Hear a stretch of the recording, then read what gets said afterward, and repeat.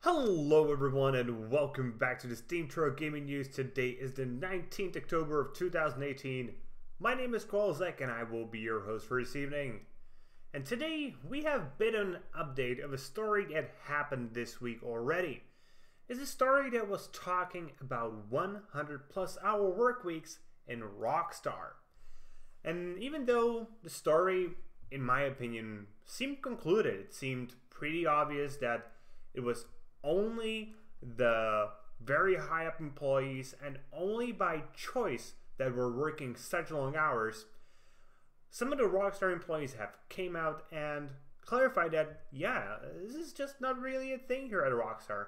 Because even though the statements seemed pretty fair to me, nothing really miscellaneous was going about them, there was still accusations of Rockstar that, oh, no, you're just saying that, but really it's still happening in the industry.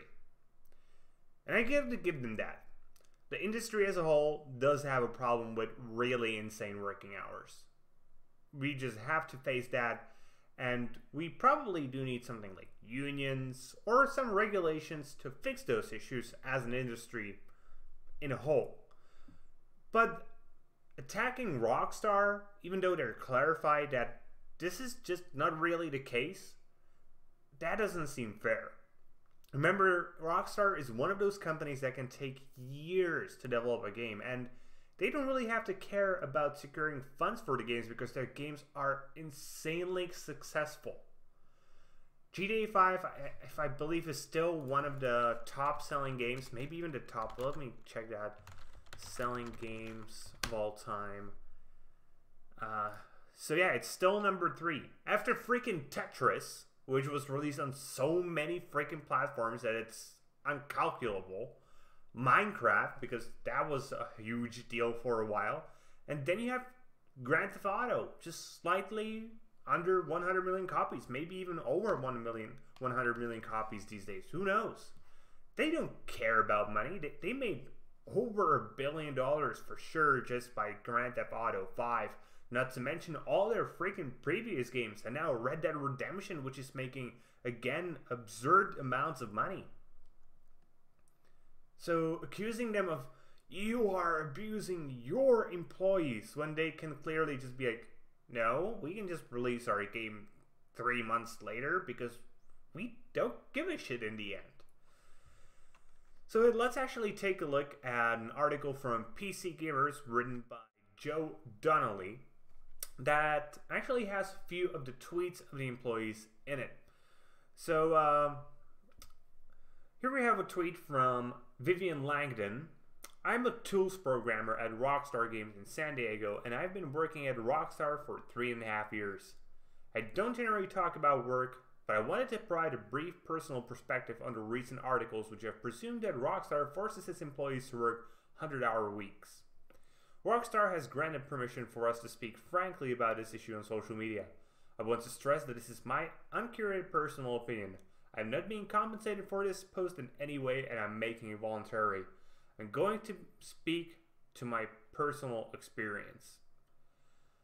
And what she says is, there may be like 50-hour weeks. It was in a interview with GameIndustry.biz. Yeah, in 50 hours per week, while slightly over, let's call the standard 40-hour work week that you get if you work 8 hours a day. This is 10 hours a day. Yes, this is still slightly above average, but that probably accounts for some overtime that is done voluntarily on their part, and you know, just normal stuff. I remember I used to have like 60-hour work weeks, no problem, when I was working as a receptionist. That's just normal these days. And other employees actually came out. So for example, here we have from Bean J. Quite simply, I love working on Red Dead Redemption 2 more than any other project we've made. It's astounding. We work hard, but these tallies of enforced 100 weeks are completely untrue in my experience. Wesley McKinder. This week my Twitter timeline was full of guff. I've been at Rockstar for 6 years and I've never worked or been asked to work anything remotely close to 1 hour in a week. Miriam Bellard. I have worked at Rockstar North for 4.5 years now. I can only talk about my personal experience, not the company as a whole. For me, this has been the nicest place I've worked with and the nicest people. The recent commentary vilifying us has been heartbreaking. Then we have, on the other hand, some ex-employees who, well, contradict, like Job J. Schoffer. It's been nearly a decade since I parted from Rockstar, but I can assure you that during the GTA 4 era, it was like working with a gun to your head for 7 days a week. Be here Saturday and Sunday too, just in case Sam and Dan comes in. They want to see everyone working as hard as them. Truth is, I've been working on an article about work conditions at Rockstar for quite some time. Yesterday's story has ramped things up. If you work or have worked there and you want to talk about your experiences, even anonymously, my DMs are open and I'm at jason@kotaku.com. That was Jason Schreier. More of job shower that we have. There was an instant in 08 or 09 when I legitimately had the flu. I needed a day off. I went to DRX, got an RX for Tamiflu, had an allergic reaction, tweeted a photo, then got put on notice for not coming into work and fooling around on Twitter instead.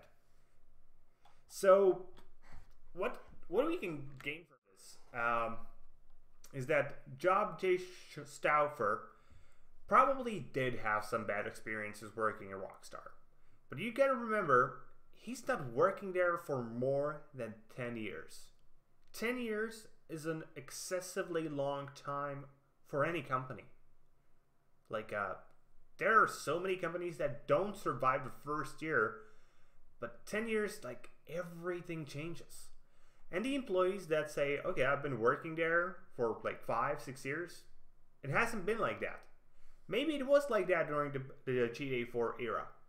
But we're not talking about conditions that appeared in Rockstar 10 freaking years ago, or 12. That's just uncomparable today. It's a completely different environment. So, I'm not saying the industry doesn't have problems with essentially insane crunch times especially. And they do require fixes. On the other hand, I don't think Rockstar is one of these companies. I truly believe that, at least at this moment in time, they are trying to be good employers. And with that being said, that's going to be it for today, guys. I hope you enjoyed today's video, and if you did, please consider giving us a thumbs up here on YouTube and subscribe to the channel. If you are watching on Steam, maybe you want to give us an upvote and follow the blog. Either way, be sure to leave a comment and be sure to tune in tomorrow for more gaming news, as we are a source of daily gaming news every single day. See you guys later with more gaming content.